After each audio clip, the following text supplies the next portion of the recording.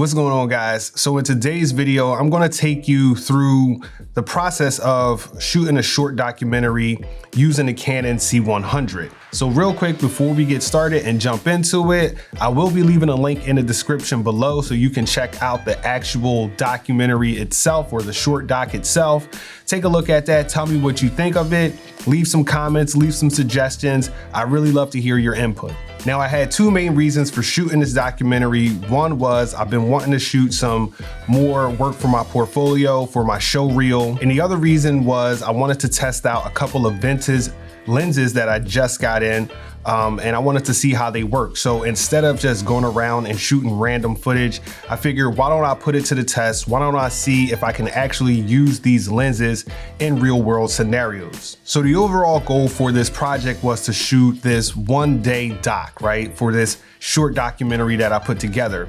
And what ended up happening was it took me about actually 3 days to put all of the footage together and to shoot and to get everything I needed. So before I dive into the whole process of how I put it together, let's talk about some of the gear because I'm sure you want to know. So the main gear that I used was the Canon C100 Mark I. All right, so that's a pretty old camera, but I just got it not too long ago and I've been wanting to test it in like a meaningful way. So I figured that this project was good for that. The lenses that I used was a Canon FD 28mm 2.8 lens. So this is a vintage lens, one of the FD lines. And then the other lens that I used was a Mamiya Secor F 1.8, and that's a 55mm lens. And for a few of the shots, I used my Canon 35 f2 lens. So I have a friend of mine who owns a barbershop.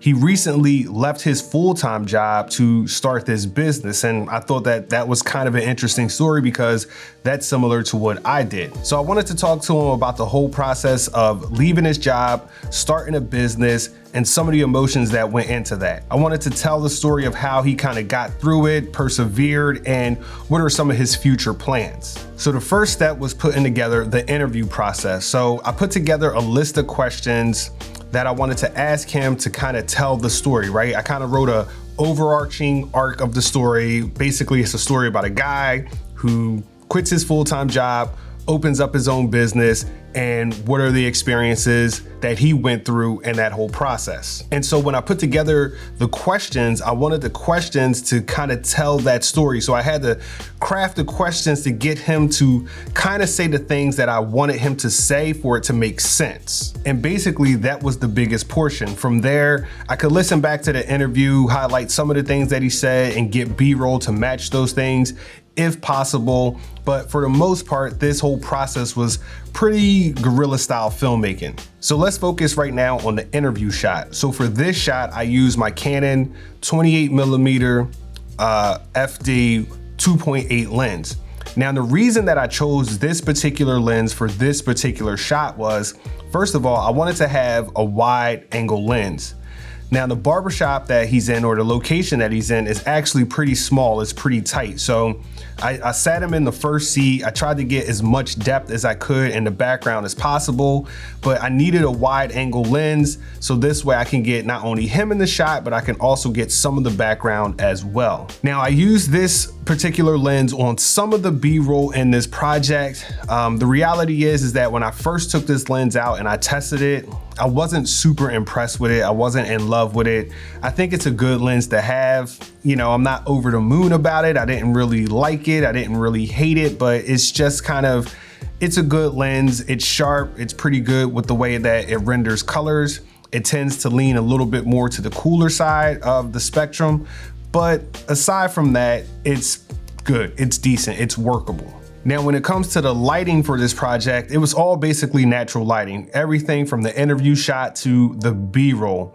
Now, I did bring some lights with me and I planned on having some type of a setup, but we were actually kind of crunched for time. It took a little bit longer to get started than initially thought.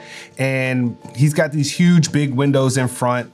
So I just took the chance of using natural light. I knew the biggest hurdle or obstacle about using natural light is that the light obviously changes, right? The sun moves. So I didn't want the interview to go on for too long because I didn't want the light to be too dramatic.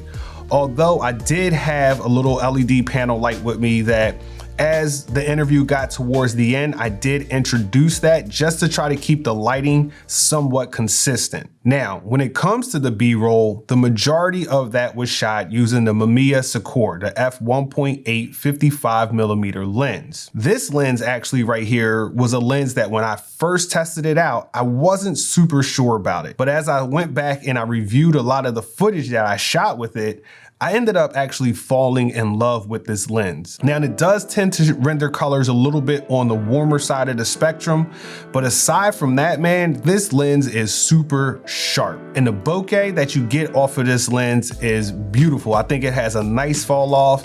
It has a nice softness, but a nice sharpness at the same time. I really ended up loving using this lens. And I loved it so much that when I thought back about this whole project as I was editing it and putting it all together, I would have actually really loved to use this lens for the interview portion because I think it makes a beautiful portrait style lens. It just has nice compression. It's just, like I said, it's super sharp. It renders colors really nice, even though they're a little bit on the warmer side. It's just a really great lens. So the lens choice for this whole project was pretty experimental. Like I said, I didn't really use them a whole lot. I just wanted to see if I could actually use them for, say, corporate work or commercial shoots. And it turns out that I can. So aside from just shooting with natural lighting, the only real thing that I had rigged up was a shotgun mic that I had boomed over top of him for the audio. And it came out fairly decent, you know. I'm not an audio pro, but I feel like it came out pretty well. And I feel like the overall story came out pretty good as well too. The whole process was probably about like, you know, I probably had like 45 minutes to an hour worth of interview footage that I wanted to cut down into under 5 minutes, but really still tell the story. So my overall feeling about this actual project was, I think it was pretty good. In my opinion, I really liked it. I enjoyed doing it. It's really been a while since I shot some original work just for myself and not for clients. So that was nice to have complete creative control. I did it how I wanted to do it. You know, nobody could really give me input. I'm not saying that's a good thing, but it's just nice to say, hey, this is what I want to do, how I want to do it, and, you know, take it for what it is. And it's always nice to put work in your portfolio that you want to do more of in the future. So this way, when people check out your reel, they check out your portfolio, you're not kind of just stuck in this one box or this one category if you're going after certain types of clients. Some things that I would change on the next time around is I would definitely take more time to set up the lighting, especially on the interview portion. With the B-roll, I think it's fine because it's just natural. It's like, it's not super staged, but I think that with the interview portion, I would definitely take a little bit more time to set up the lighting. I think that the next time I might choose a different type of a lens. Like I said, I like the 28mm, but I feel like maybe next time I'll go with something like a 35mm because it's a little bit, well, I guess it depends. But if I had the ideal situation where I had enough space to, you know, get a really good frame for the interview and get something that's, you know, fairly close, but also a little wide at the same time, I think I would shoot for something like a 35mm. Now, admittedly, for me, this project did work out probably a little bit better than if it was just something completely or someone completely random, is because I have a relationship with this guy. I know him, you know, I hang around the barbershop. I've done photography work for their barbershop, for their barbers. So I was able to add some of those extra pictures in over top to kind of help enhance and tell the story. When it comes to the Canon C100, I like it. It's, you know, like a 4K sensor that's downscaled to a 1080. So you really get a nice, clean, sharp image. I was shooting it on C-Log, so that kind of gave me a little bit more flexibility in the post-editing process for, you know, color grading. I'm not a colorist, I'm not a specialist, you know, I'm okay at it, I guess. And I just kind of color things the way I like them. Now, the next thing is I wish I could work with some type of raw Kodak, because then you can really kind of customize those colors, but I'm not shooting any raw at this moment. So hopefully that will be coming in the future.